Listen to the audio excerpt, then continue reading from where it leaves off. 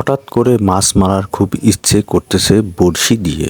আমি একটা বাঁশের কঞ্চি কেটে তারপরে দাও দিয়ে আমি ছিলাছিলি করার পর একটা ছিপ তৈরি করলাম। হঠাৎ করে এই মনোভাবটা আমার মাথায় আসলো, কিন্তু সেই ছিপটা যদি হয় আবার বড় বাঁশের কঞ্চা, কিন্তু মাকলা বাঁশের কঞ্চা হলে সেই ছিপটা খুব সুন্দর এবং মজবুত হয়। কিন্তু মাকলা বাঁশের কঞ্চা না থাকার কারণে আমি একটা বড় বাঁশের কঞ্চা কাটলাম সেখানে একটা ছিপ তৈরি করার জন্য।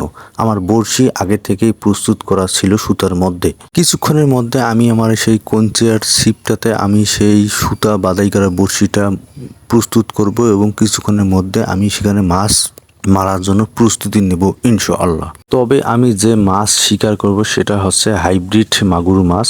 আমি কিছু ময়দার টোপ দিয়ে আমার বড়শি প্রস্তুত করার পরে আমি সেই খালের উদ্দেশ্যে গেলাম মাছ শিকার করার জন্য। কিছুক্ষণের মধ্যে আমাদের 2-3টা টোপ মাগুর মাছ খেয়ে ফেলেছে, কিন্তু তাতে আমার বড়শি কোনো সাড়া দেয়নি। হঠাৎ করে একটা মাগুর মাছ ওঠার পরে মাছটা একেবারেই ছোট, সেটা আমি আর আপনাদেরকে আমার ক্যামেরার মধ্যে দেখাতে চাচ্ছি না, কারণ মাছটি একেবারে ছোট হওয়ার কারণে আমি আর সেই মাছটি ক্যামেরার মধ্যে দেখাইনি।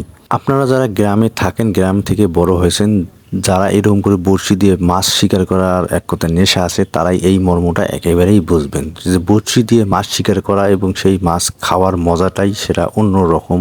আমার বড়শি থেকে বেশ কয়েকটা টোপ সে মাগুর মাছ খেয়ে ফেলেছে, কিন্তু তাতে আমি একটি মাছ ছোট তুলছিলাম, কিন্তু হঠাৎ করে আর মাছ তেমন ধরতেছে না। কিছুক্ষণের মধ্যে আমার সে পাশ থেকে একটা আওয়াজ আসতেছে, পাখির কিচিরমিচির আওয়াজ। আমি সেখানে লক্ষ্য করলাম একটা গুই সাপ সে জালের মধ্যে আটকা পড়ছে, কিন্তু সেই সারস পাখিগুলো অনেক কিচিরমিচির করতেছে সেই সাপটার উদ্দেশ্য করে। তবে আমি কিছুক্ষণের মধ্যে সাপটিকে জাল থেকে উদ্ধার করলাম এবং এই গুই সাপ পরিবেশের ভারসাম্য একেবারেই রক্ষা করে। তবে সাপটিকে উদ্ধার করে আমি ছেড়ে দিলাম। তো কিছুক্ষণের মধ্যে আমার বড়শিতে একটা বড় মাগুর মাছ উঠলো। দেখেন কত বড় এবং কত সুন্দর। সবাই ভালো থাকবেন। আসসালামু আলাইকুম ওয়া রাহমাতুল্লাহ।